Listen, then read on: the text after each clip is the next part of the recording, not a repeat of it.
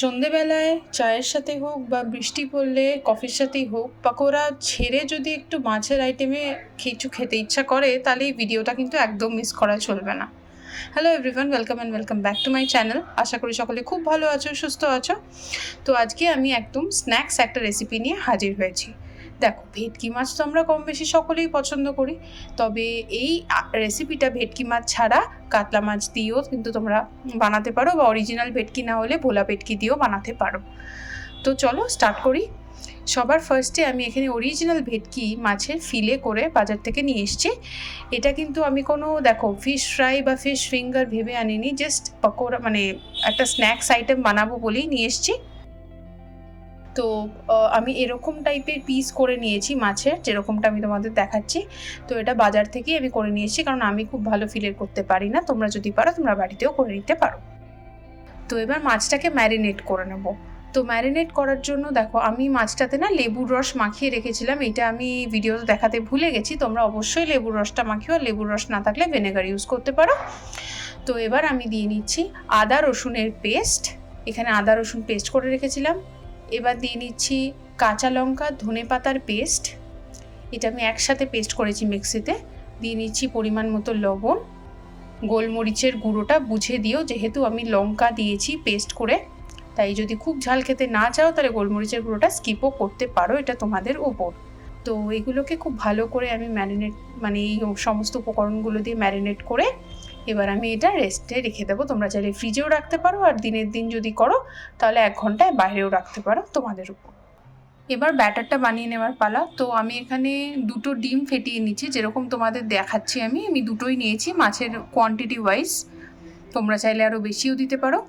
এবার ডিমটার মধ্যে আমি দিয়ে নিচ্ছি অল্প পরিমাণে লবণ আর গোলমরিচের গুঁড়ো। যেহেতু আমি লবণ আর গোলমরিচ মাছ ম্যারিনেট করার সময়ও দিয়েছি, তাই তোমরা বুঝেই এই সময় দিও। এবার দিয়ে নিচ্ছি দেখো অল্প পরিমাণে দুধ। আমি কিন্তু ঠান্ডা দুধ ইউজ করেছি, গরম দুধ কিন্তু দেবে না কখনোই। এইবার এটাকে খুব ভালো করে আবারও ফেটিয়ে নিতে হবে। এখন আমি দিয়ে নিচ্ছি কর্নফ্লাওয়ার। এবার দেখো, কর্নফ্লাওয়ারটা আমি কেন দিচ্ছি, যাতে ঘনত্বটা আরও বেশি ব্যাপারটা ঘন হয়। কিন্তু তোমরা একবারে পুরোটা ঢেলে দিও না, অল্প অল্প করে ঢালবে, মেশাবে, ঢালবে। এরকম একবারে দিয়ে ওই দলা পেকে যাবে, বিচ্ছিরি হয়ে যাবে জিনিসটা। দেখো কনসিস্টেন্সিটা দেখো, আমি কন্টিনিউয়াসলি কিন্তু ফেটিয়ে যাচ্ছি।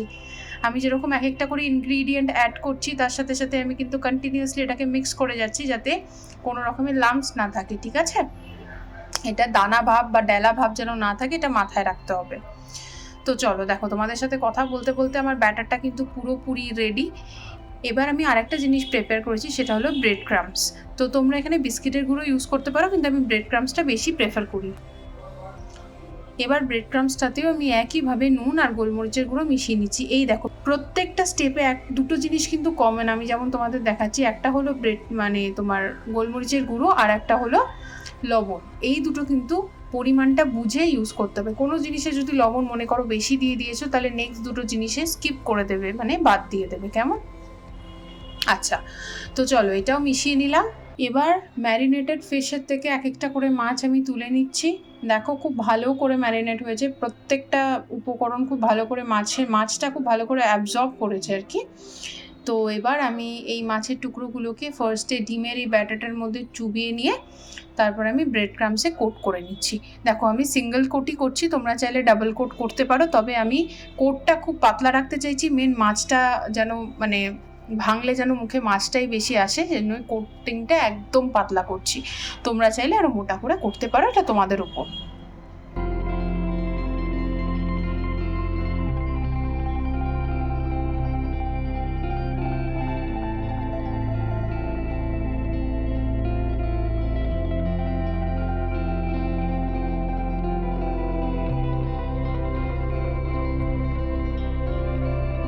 এরম করে আমি আরেকটাও বানিয়ে নিলাম। এরম করে প্রত্যেকটা কিন্তু আমি দেখো আস্তে আস্তে করে বানিয়ে নিচ্ছি। আচ্ছা, এটাকে কিন্তু তোমরা ফ্রিজে 1 মাস ধরে রেখে দিতে পারো, কিন্তু সংরক্ষণ করার জন্য ডিপ ফ্রিজে রাখতে হবে। টিফিন বক্সে ভালো করে, এয়ারটাইট টিফিন বক্সের মুখ আটকে রাখতে হবে। তো যাই হোক, এবার আর কি সময় ঘনিয়ে এসছে ভেজে নেওয়ার পালা, সবাই জানো। তবে এটা ভাজার আগে আমি এটাকে ফ্রিজে ঢুকিয়ে রাখবো প্রায় 1 ঘন্টার মতো সেট হওয়ার জন্য। যারা আমার মতো এই প্রসেসটা ফলো করো, তারা অলরেডি জানবে এটা কেন করা হয়। বেসিক্যালি কি হয় না, এর মধ্যে ডিম, এর মধ্যে নরম ব্যাপারটা যাতে শক্ত হয়ে যায় সেই জন্য আমরা এটাকে ফ্রিজে রেখে দিই। তো আমিও তাই করব। 1 ঘন্টা ফ্রিজে রাখার পর আমি ভাজছি। দেখো তেলে ছাড়ার পর দেখো আমি একটা কথা বলে রাখি, তেলে ছাড়ার পর কিন্তু লো মিডিয়াম করে ভাজা যাবে। হাই ফ্লেম করে দিলাম, বাইরের কোটিংটা পুড়ে গেল, ভেতরের মাছটা ভালো করে বয়েল হলো না, ওগুলো করো না।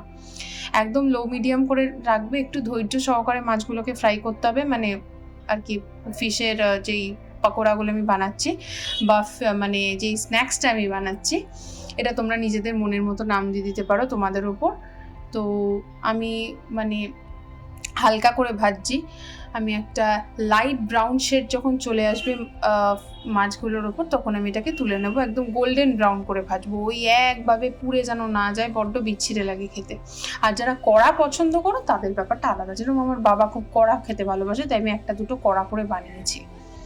তো দেখো তোমাদের সাথে কথা বলতে বলতে আজকের প্রিপারেশন ডান। আজকে আমার রান্নাঘরের রেসিপিতে ছিল মাছের কোনো একটা স্ন্যাক্স আইটেম, এটা ফিশ ফ্রাই বলা যেতে পারে। তো চটজলদি যদি মাছের কোনো এরকম আইটেম খেতে ইচ্ছা করে, এটা কিন্তু তোমরা রুই মাছ দিয়েও বানাতে পারো, তোমরা ভেটকি মাছ দিয়েও বানাতে পারো, তোমাদের ওপর। বানিয়ে অবশ্যই আমায় কমেন্ট করে জানিও। আজ এই অবধি রাখছি, দেখা হচ্ছে খুব তাড়াতাড়ি নেক্সট ভিডিওতে। Till then by.